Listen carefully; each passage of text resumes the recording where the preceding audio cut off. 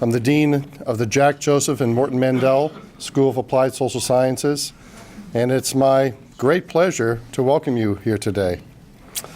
Why are we here, Lenore? I asked that already. Yeah, well, one reason I asked that is that I've heard her ask me that a lot of time when we have meetings. Why are we here? What's this about? Well, we're here because of Lenore. We're here because we're her colleagues, we're her friends, we're her family. We love her. And it's been my great pleasure to be her colleague for the last 13 years at the Mandel School. But as we compared notes, we realized that we actually joined the university at the same time in 1975. And although I think I had a gentler start than Lenore did, when I came in, I just prepared for my classes. I've heard that the person who was her dean at that time simply handed her a piece of paper and said, "This is a grant application. I want you to write it." Yeah. And we won't say who that dean was at that time. But I understand that grant was funded, and it really started her on her road of being transformative at the School of Applied Social Sciences at that time. Now, you've been at a school with 3 different names. But she's been a leader in our school and a leader nationally, and her work has actually touched people internationally with training. You're going to hear more about that today. That's not my role to go into all that. But I want to begin by saying how grateful I am to Lenore for what she's given me over the years and what I know that she's given to the school. I'm very happy that we're here. I don't want to talk about retirement. I think that we're here to celebrate her career and her life in the academy. It's actually a day I didn't want to happen. I tried to dissuade her many times. It took a while for me to sign that form approving this transition in her life, but it's the right time. And the good thing is she's going to continue being here as the co-director of the center, of which she's a founder, and you'll hear more about. So without further ado, we're going to move on in the program to our next speaker, that other dean with whom she started.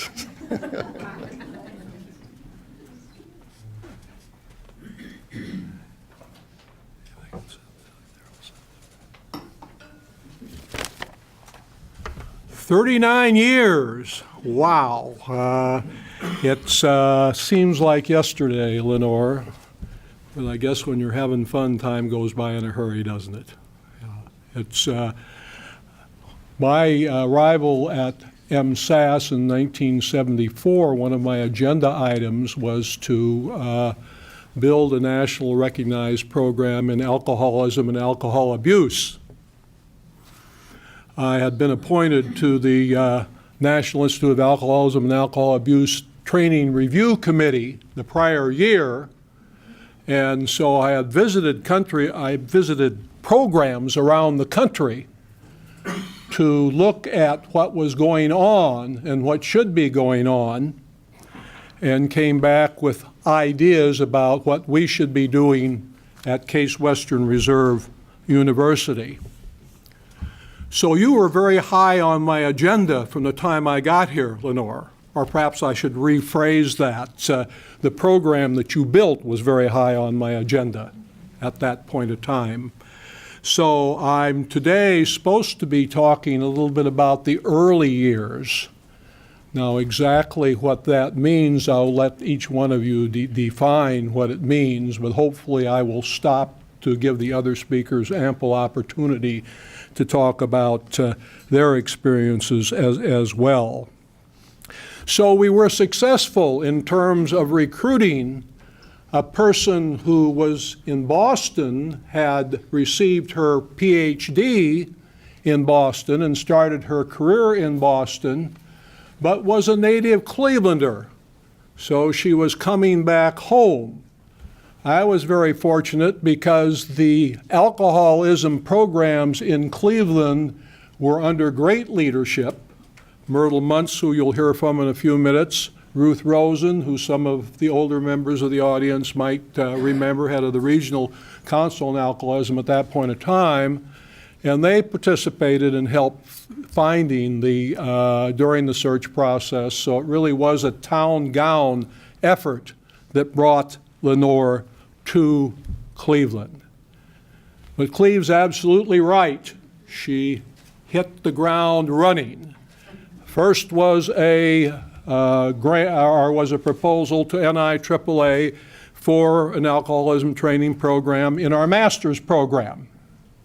And that was successful, and so that had to be geared up, the courses built, the whole process going. But a year or so later, she decided that we ought to go ahead, I certainly agreed with her, to get a grant for a specialization in our PhD program, a specialization in alcoholism and alcohol abuse.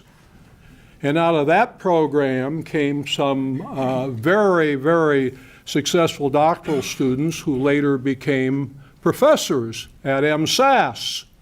Kathy Farkas and Mark Singer were trainees in Lenore's doctoral program. I just asked Kathy how many. She thought there were 6 altogether trainees in that program during the period of time. So that was something else Lenore did.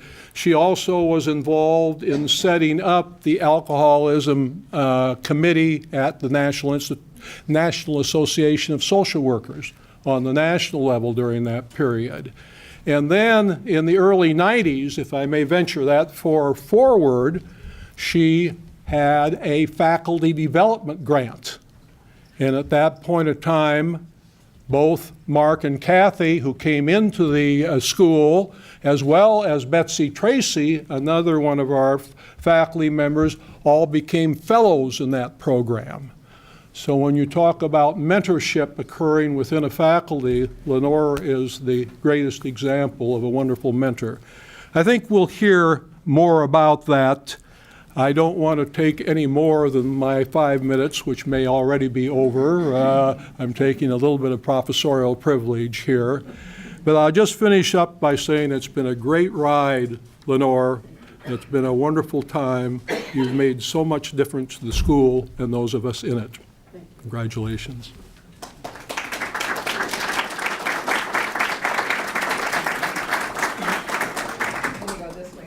Of that glass bowl. Terry, oh, you're a very brave man, Terry, to put that there.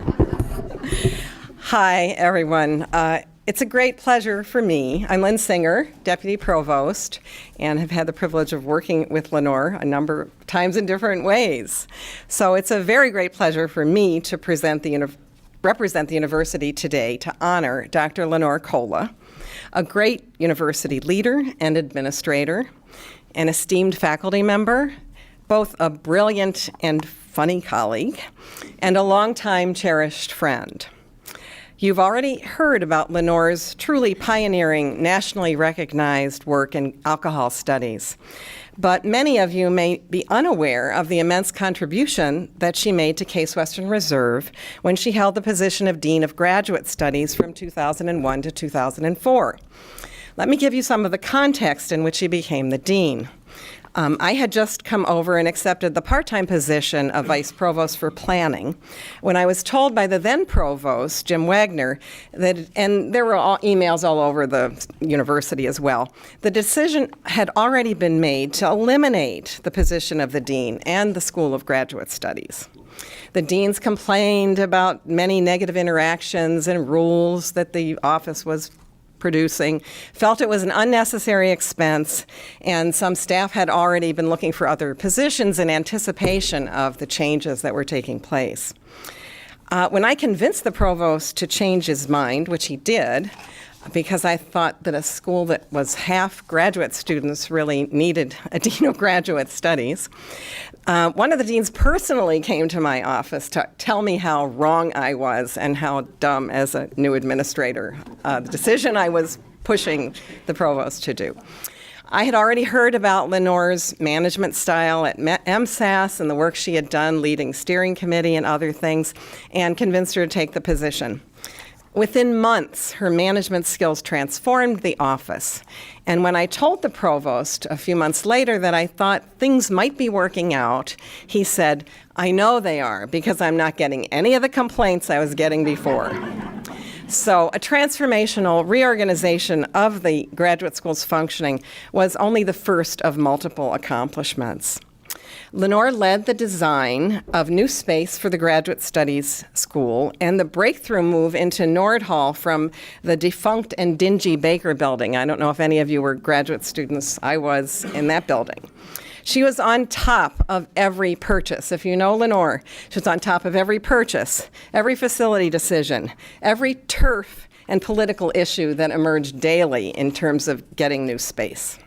She also had to confront another issue of the times, the national movement, which was actually led by our own postdocs. In the New York Times, we had our own postdocs were featured as leading the national movement, protesting the working and training conditions that postdocs had to endure.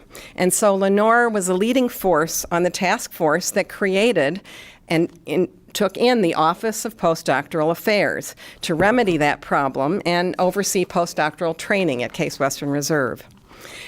These are just some of the highlights of the numerous changes to policies and procedures and really warmth in graduate studies that Lenore implemented that increased services provided to all the constituents of the university, and to which our current dean, Chuck Rozek, I don't know if Chuck is still here, has really expressed gratitude many times when he came into that position. Oh my gosh, this is what Lenore did.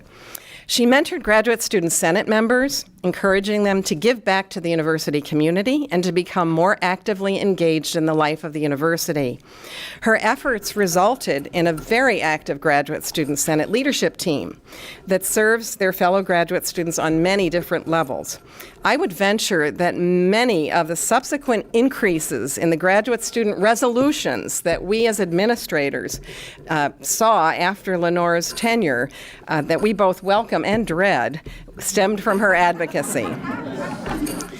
In recognition of Lenore's contributions to the graduate student body and the Graduate Student Senate, the School of Graduate Studies established the Lenore A. Kola Graduate Student Community Service Award in 2006. And it's presented annually to a graduate student actively engaged in a student organization in recognition of their service. Lest you think from my description that Lenore is all treacly, warm, and fuzzy, please let me disavow you of that notion. According to her staff, and I've heard this many times, their favorite Lenore-ism was her yelling, "Knock it off," from her office when they were getting too rowdy. She also initiated a student worker dress code in the Graduate Studies office, which she coined as "no guts and butts." I once attended a prospectus committee meeting at which we were dealing with a very complex conceptual model, at which Lenore rose from her chair and completely redrew the model that the student had presented. Yes, the student cried a little, but a much better dissertation and paper emerged. At the party we had for Lenore when she decided to step down from graduate studies, I compared her persona at that time to that of Albania, her country of heritage, of which she is deeply and vocally proud, with its dichotomous, rocky and tumultuous terrain, as well as serene and quiet, pristine beaches. As described in one guidebook, quote, "Albania is not just the preserve of the adventurous.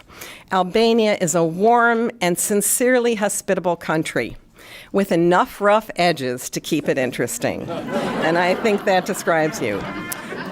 In Albania, I understand that thank you is expressed by placing one's hand on one's chest. Lenore, I can't thank you enough for being my friend and colleague for many years, for teaching me about what it means to combine being a real human being with being a manager and a leader. for the great organization and mentoring that you gave our graduate students, some of whom will live up to your example through the Lenore A. Kola Award, and all of whom will have the legacy of caring and mentoring that you have given them and all of us. Thank you. Ta-da! Look, that's the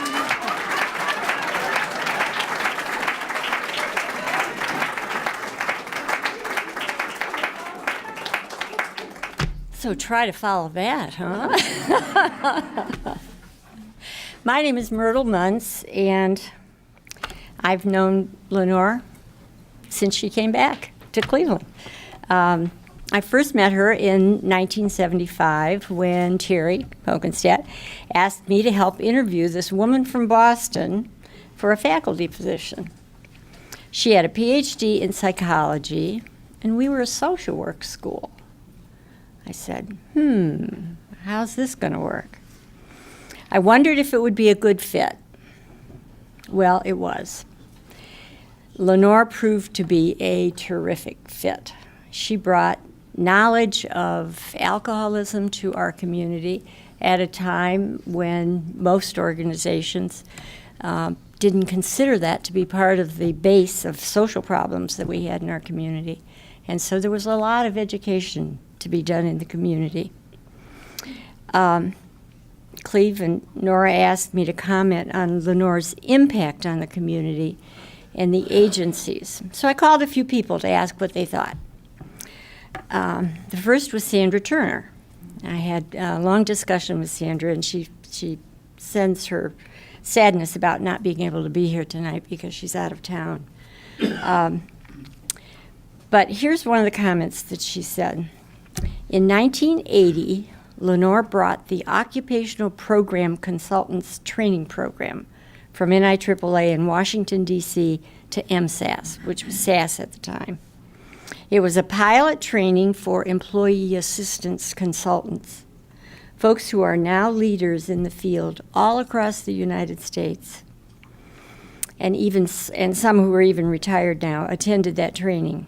It was duplicated at a few universities thereafter, and it was Lenore who was willing to champion this program at CWRU and do all the work associated with the pilot program, which was no easy task.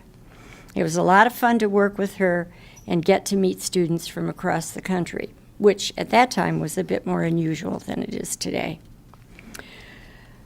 Lenore wanted also to showcase Cleveland and did all that she could to make the students feel welcome each time they returned to the city after doing practicums back in their home communities. Never lacking in opinion, Lenore provided lots of feedback about how the curriculum could be improved, and she got NIAAA's attention. My second connection was to talk to Patrick Boyle, whom Lenore stole from me when Recovery Resources was Alcoholism Services of Cleveland. It was our loss, your gain. Patrick says that when he thinks about the impact on the community, what comes to mind for him are the hundreds of people she taught and the ripple effect as they have gone on to teach, coach, and motivate others. And it just keeps going the way she has done that. My own experience with Lenore has been extensive. I think she's had more impact on the field of addictions and the mental health issues connected to addiction than anyone I know. In the years when both Lenore and I started, alcoholism, drug addiction, and mental health were not popular concerns. Oftentimes they were not recognized, as I said before, as the root problems of many of our social issues. Lenore led the way in helping get these recognized. She fought to get field placements in our agencies. She testified at our governmental institutions about the cause. She served on agency boards and planning groups, and as everyone knows, brought significant resources into the school for research and demonstration projects, which really helped to carry this message into the community. She was a quiet and unpretentious leader, but as Sandra commented, never lacking an opinion. Others impressed with her input include the Alcohol and Drug Addiction Services Board, the Woodruff Foundation, Metro Health, Magnolia House, Orca House, Community Assessment and Treatment Services, Recovery Resources, the Catholic agencies, and I could just go on and on and on with the organizations that she has impacted in our community. On a personal note, Lenore was a trusted friend and advisor. I could always call her for a quick lunch and share my problems or concerns. She often helped solve agency issues or agency problems. I have this wonderful Lenore reminder that sits in my bedroom at home. Some friends gave a shower for me when I adopted my daughter, and Lenore was there. She showed up with this little musical rocking chair. And my daughter Carla used it for years. I used it as a planter for a long time. And now I have these two wonderful grandbabies that are rocking in that rocking chair. And every once in a while they drag it out into the living room and park it so they can watch some of their kids' programs. So no matter when or where it appears, I think about Lenore because that represents our friendship for these years.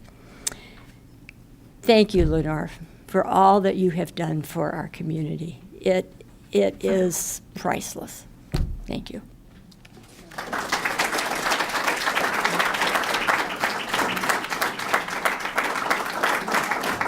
Well, as you've heard, a significant part of Lenore's career has been devoted to mentoring within the profession. She has mentored students, staff, faculty, and community professionals at the local, state, and national levels. She was recognized by the Council on Social Work Education for her mentoring, and rightly so. She's the person you turn to when you have a hard decision to make, when you're drafting a grant proposal, when you're stuck in writing a paper, or when you're planning a new service or program. She helps you focus by asking the famous "so what" question. She helps you see the big picture and your part in it. She simply brings out the best in you. And so all three of us, as you've heard from Terry, have benefited from Lenore's mentoring. And so we quite humbly offer this thanks for the mentoring portion of the program. Feel free to read or please sing along. The words are on the back of the program. And the only thing that we would add at this point is that we really wish she had included singing as part of her mentoring. Thanks for the mentoring, for NIAAA, for showing us the way, For EBP as well as IDDT, we thank you so much. Thanks for the mentoring. For all the business trips, for all your hosting tips, for laps and seminars, and all the coffee sipped. We thank you so much. Many's the time that we feasted. Many's the time that we fasted. Oh, well, it was swell while it lasted. We did have fun and learned a ton. So thanks for the mentoring, for papers you reviewed and teaching all you knew. You always were the best mentor. we could not ask for any more. So thank you, Lenore.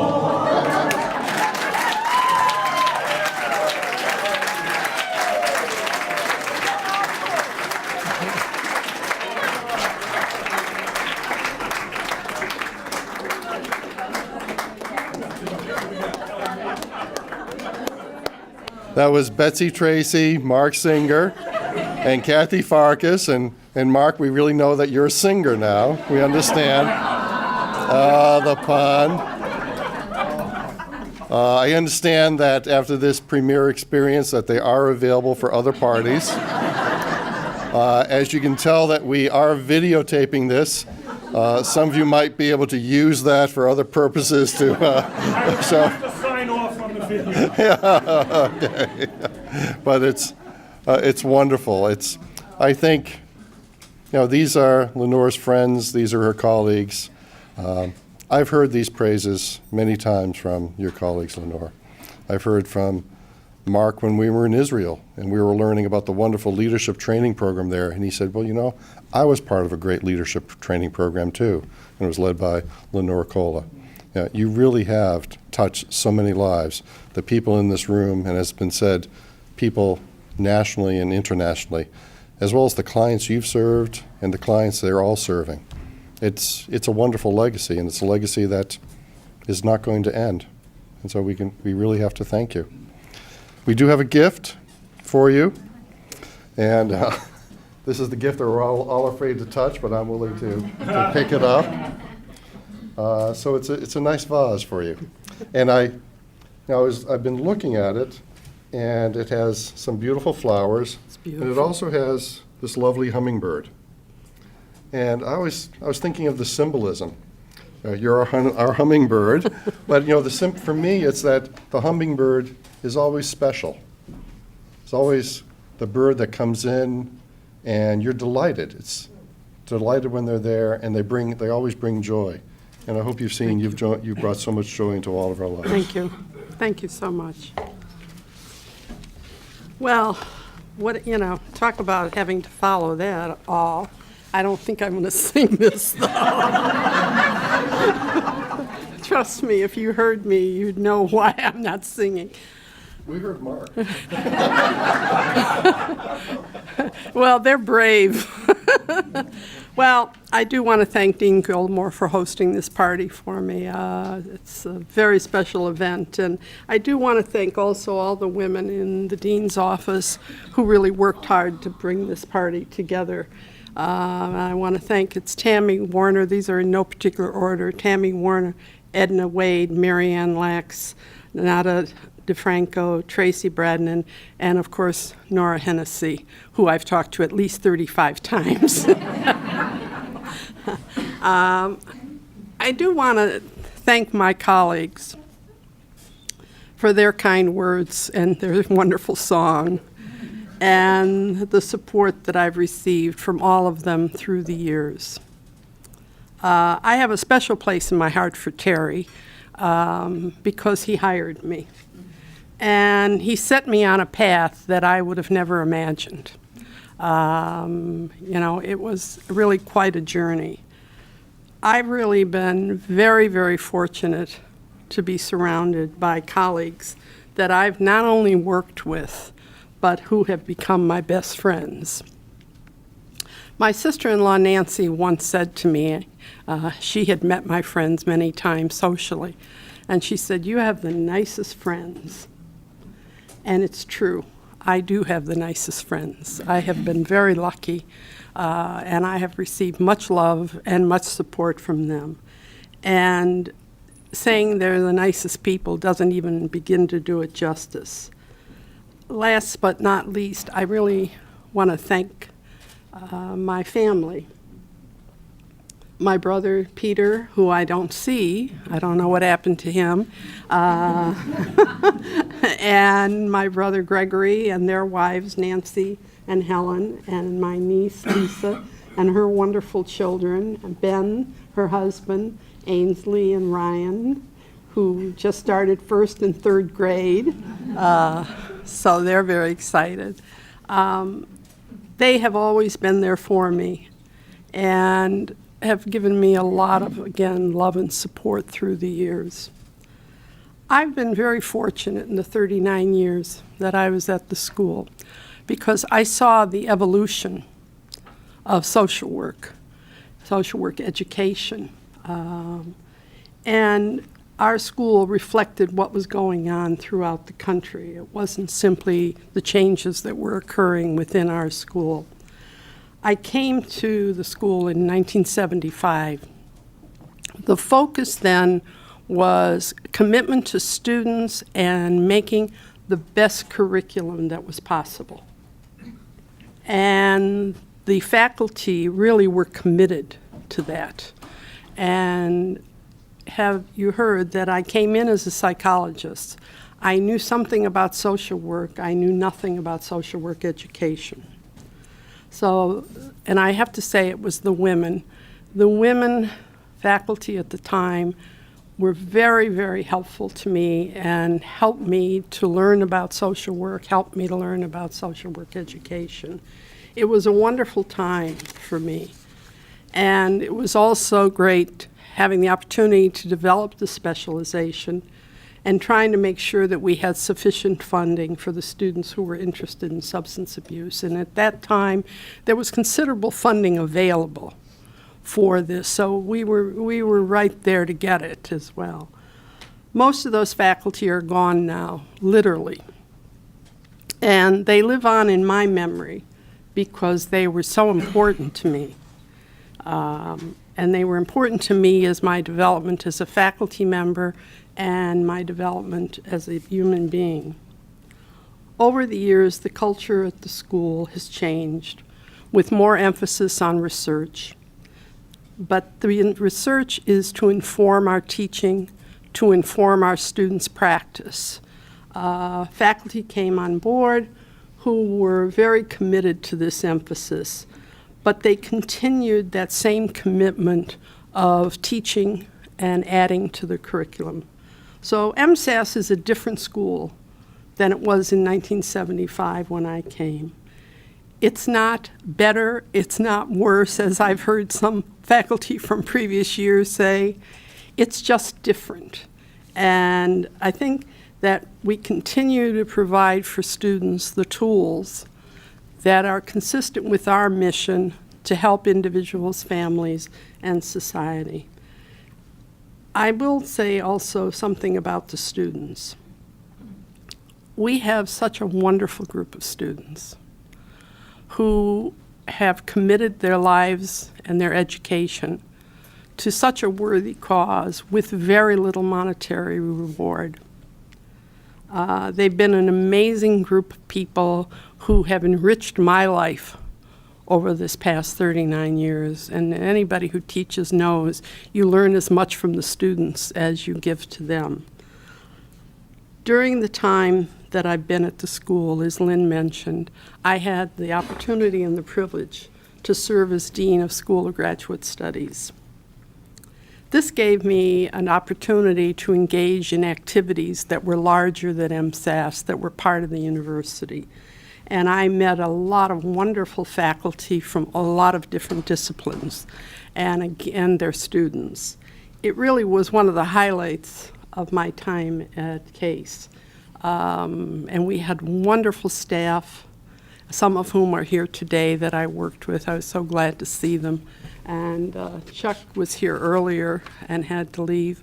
And it was just a great time for me, and again, a different kind of exposure.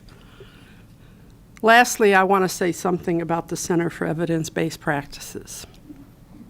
This is my most recent project, and David Beagle, Bob Ranas, Bob is the chair of the Department of Psychiatry at School of Medicine, couldn't be here today, he's in Chicago. We created the center 14 years ago. A number of the staff are here today, and rather than mention them all, because they've all contributed to the success of the center, however, I do want to thank publicly Patrick Boyle, Rick Krasinski, Deb Ruda, and Paul Kubek, because it's been their leadership that has made the center the nationally known and internationally known center that it is. They amaze me every day. They are so competent, they have such high integrity, and they have such a passion for the work that they do to really help the mentally ill as well as those who suffer from dual disorders. Bob and I often reflect on how lucky we are. And as many of you know, even though I'm formally retiring from the school, I'm staying on as co-director of the center. And when I told the staff that I was going to stay on, there were some concerns, I guess. And I said, okay, but I'm not staying past 80. I'll tell you. That's my limit. So I want to thank you all for coming today and celebrating this occasion with me. I really do appreciate your presence. It's really wonderful to see you because all of you have touched my life in one way or another. And I'm just glad that I don't really have to say goodbye, that I will continue to see most of you. And again, thank you very much for coming.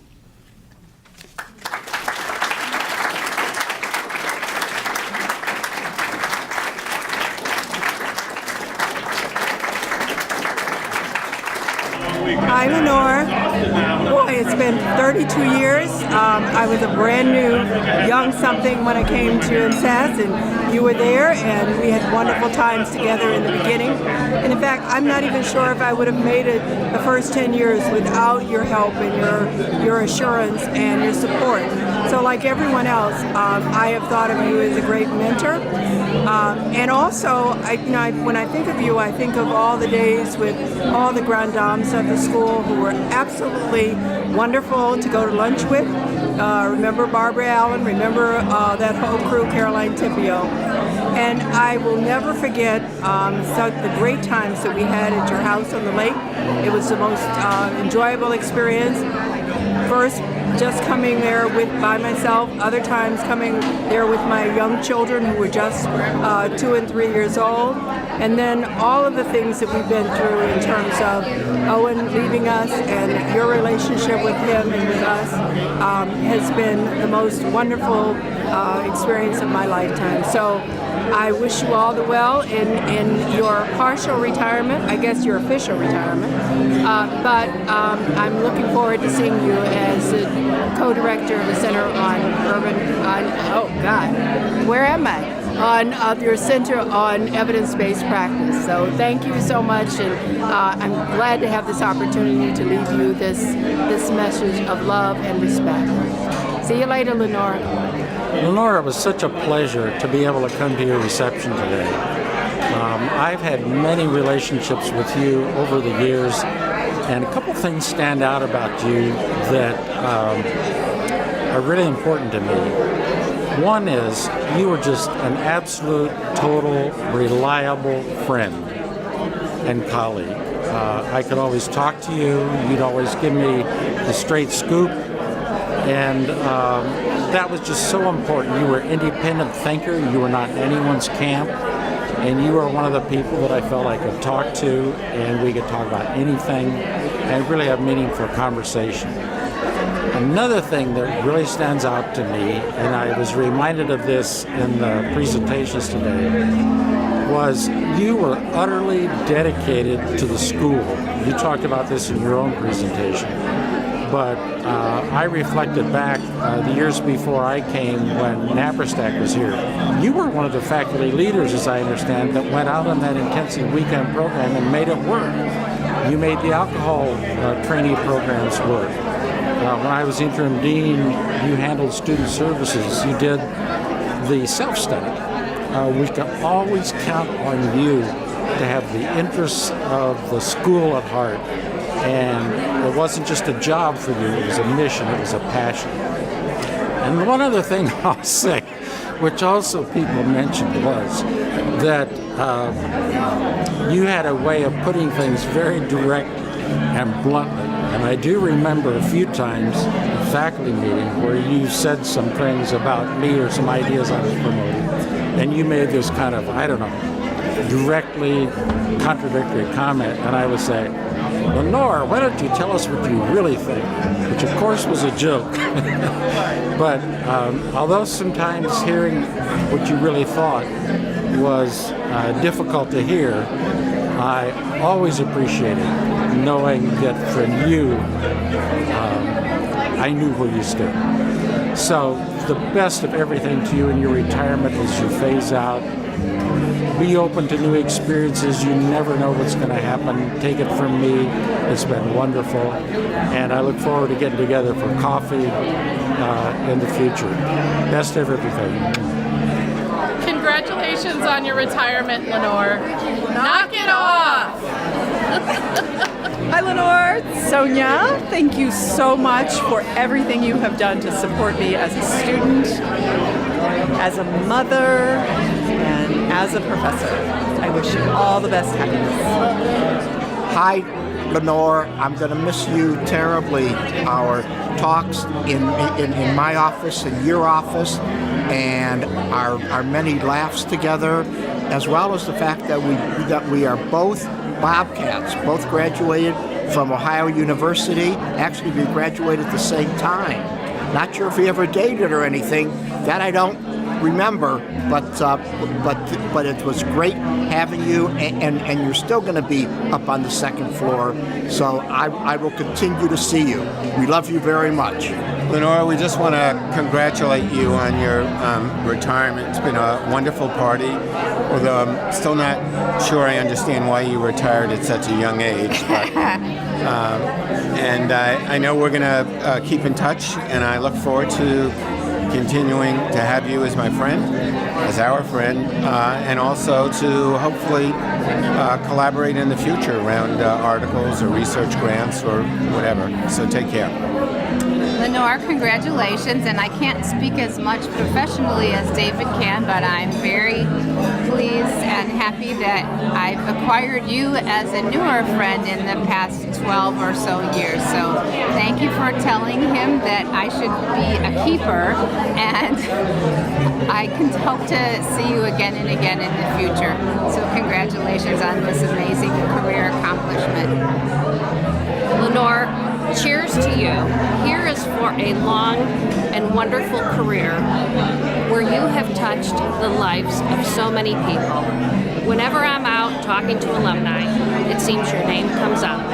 You're very memorable. And for me, being a staff member at the Mandel School, I'm particularly happy at this retirement party because I know you're going to still be around with CEVP. So it's not as sad. We know we still have you coming around and sharing a joke or two.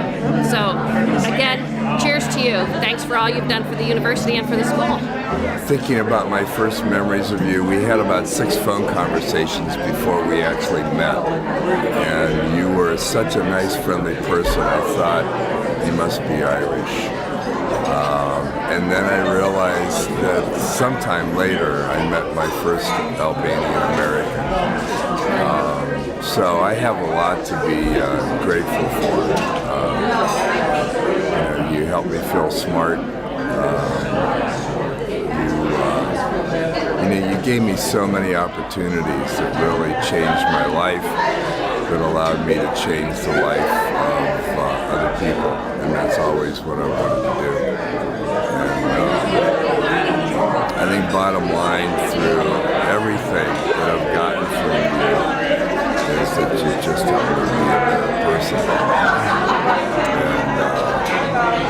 And when we're better people, we do a lot of other things in a much better way. So I love this work. Lenore, you changed my life. You called me up and said, I've got a fellowship I think you should talk to me about. And I wasn't interested in alcohol, and I certainly wasn't interested in other drugs, because I was going to be a gerontologist. And then I came and talked to you in the seminar, and all the laughs and all the trips and all the wonderful things. So I owe you a million things, and I probably owe you some money, but thanks a million, and I hope our friendship continues. Hi, Lenore. Tracy is making me do this. I'm actually camera shy. That's why I work behind a computer all day. I'm camera shy. But anyway, I just want to thank you very much for all the opportunities over the years. Working with you has been great. You're a wonderful leader, a great mentor, teacher. I just think about all the times that I call you up and say, hey, can I get your counsel on something? And you've always been there. You've always welcomed me to come in and talk to you and listen to me and sort things out and give me advice and point me in the right direction and help me clarify thoughts and ideas. And I just think of how all those times together have turned into just great conversations, and I've enjoyed those conversations very much, getting to know you, and I really appreciate our friendship, and thank you so much for your leadership, and thank you for your dedication, because I think about all the people whose lives that you've touched because of the work that you've done and because of the people that you've brought together into our organization and all the projects that you've worked on. You've influenced change, and you've improved a lot of people's lives. So thank you very much. Hi, Lenore. I just wanted to thank you for your unique presence in our faculty meetings. I always appreciated the fact that you were there to share your experience, share words of wisdom. You could always tell us when something that we were struggling with, as if it was the first time it ever happened, had actually been seen, in fact, many times before, and you could share your insights about that. You also always wanted to give us a reality check when we drifted a little far off course. So I appreciate that, especially as someone who's been working up the learning curve as a junior professor and now member of the faculty. So thank you for that, and I wish you all the best. Hi, Lenore. It's David Crampton. I think you were one of my most tenacious faculty partners when I was steering chair, and I know we disagreed on many things, but I always took comfort that we agreed on the most fundamental, which is the love of the school and the belief that the school was a perfect place, that Cleveland is a perfect place for a school of social work, because Cleveland is a social work town. I'll always remember you as the one who told me Cleveland is a social work town, and that is so true, and I appreciate you helping me see that during my time here. So I wish you best of luck. I really think you should have gone for 40 years instead of 39, but we're glad that you're staying on at the center and you'll still be around, and that yes, you might even come to a faculty meeting, which I think is a little bit crazy, but again, it just goes back to how much you love the school and you love Cleveland, the social work town. So congratulations on your retirement, and I look forward to seeing you around the school. Congratulations, we love you. We're very proud of you and very impressed by everything you've done. So also from us, congratulations, we all love you. Yeah, now you're retired, we'll see you a lot more, right? Thank you. Hi, Lenore. Maureen here. Just wanted to tell you that you started in 1975 and I came as a student in 1976. And I really enjoyed my time at SAS. Back then it was SAS. And you were a really big part of that. In fact, I chose Case Western Reserve School of Applied Social Sciences because of your program, because I really wanted to study the alcohol and drug program, treatment services. And of course I put that to good use. I remember when I left SAS, you were doing my evaluation, and you tried to convince me to be in the PhD program. And I said, oh no, I need to make some money, but I'll come back. And you said, if you leave, you probably won't come back. And you were right, I never came back. But I did have a whole career in the alcohol and drug field thanks to you. I'm glad we've interfaced along the way. I think it's hysterical that I helped you get your driver's license here in Cleveland, and that you remembered that. And I want to thank you so much, Lenore, for all the encouragement you gave me while I was in the hospital. You really helped me along. It was just wonderful having those conversations and talking about your upcoming retirement during those months. So, love you. You've been a great influence in my life. I always remember you, and I hope that we'll continue to work together. All right, Lenore. Take care. Bye. Lenore, you and I came to MSSA around the same time. At that time, it was known as SAS. And as you said today in your wonderful speech, that was the time, the era of the great days that helped you so much, and that helped me too. But since they're long gone somewhere else, you and I are still here. So, in the European tradition of which you and I both have heritage from, I appoint you Dame Kola. Lenore, I will really truly miss you. I will miss your wisdom, your advice, your wonderful commitments, and comments and contributions to our faculty meetings. And I will miss everything that you have done to the school. You've been a wonderful mentor and a great colleague. And I am so happy that I spent part of my time at MSSA in your presence and your wisdom. I wish you the best. And forget about 80s. You can continue on the center forever. We need you and we love you. And we will miss you dearly. But we will see you around. Best of luck. Enjoy your years in good health, happiness, surrounded by your loving family and friends. Take care. Hi, Lenore. Thank you for giving me the honor of being at your retirement this evening. I am just so touched by all the love that you have in your life and the accomplishments that you have made. It's just so impressive and so special, just as you are. And I totally get how everything they've said about you is just so very true. I see this strong, powerful, amazing, intelligent woman, yet I see such a kind, compassionate, loving human being that I've come to know. And I wish you many years of happiness and health, and will do my best to keep you going to enjoy all of this time that you have well earned. Love you very much. Lenore, congratulations on retiring. It's really great, but I'm glad I don't have to say that I'm going to miss you because I know you're still going to be around. So that's really good because we would miss you and your laugh. Hi, Lenore. There's so many things I want to tell you. First of all, if I had known how important you were, I might have treated you with more respect through all the years. Secondly, our friendship dates back to the time when Louisa Celebrezzi was your student and she introduced us. Now, I'm going to be the one person that's going to put words in Lou's mouth.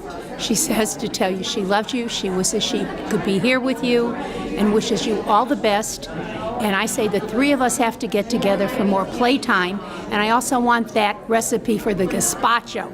We love you, Lenore. Many, many, many happy years. Hi, Lenore. This is Ruth, as you can tell. I'm sorry I missed your retirement party. I was particularly distressed when you told me earlier this summer about save the date and then realized our vacation was scheduled for that week in Maine. So anyway, I missed it. I'm so sorry. I do hope we catch up so you can tell me what happened and particularly what happened at the party that you had at your house after the actually the formal part of it. But we've known each other a long time. I came in 1978 to Case, and you were already there. I don't know. I think you had been there 2 or 3 years probably before that. And what I remember was, sitting in Beaumont, in the Beaumont Hall, just a few doors down from you, and and how much I always admired how involved you were with students and other faculty, and how successful you were as a faculty member. And I particularly remember the time that which actually changed my whole life, the time that the guy came to your office and held you up. Do you remember that? It was like, yeah, anyway, since then, I've never been able to leave my office door open or unlocked because of that incident. When you do never know who's going to come to your office that may not just be a student who's showing up for advising. But I've as I said, I've admired you, but more importantly, I've really it's been very important to me to have you as a friend all these decades, and I think we need to see each other more, which I know we haven't done in the last few years. And coming to your retirement party really would have been an ideal time to reconnect, but that didn't happen either. So I promise I'll get over to Cleveland, and of course, you're always welcome in Ann Arbor. Where it's only 180 miles. You could 3 hours. I have no cat anymore. She died, so you don't have any allergy problems. The poodle doesn't shed, so so we're all good on this end. But I hope I see you soon, and I really, really hope that you enjoy your retirement. Although I realize that you went through all of this process of the retirement, but I know you're really not going to retire. I mean, there may be certain parts of the job you're not going to do anymore, but I know you'll continue to work as much as you ever did. Maybe you'll just spend more of your time now on things that you really enjoy. So I'll see you soon, and all the best in your retirement.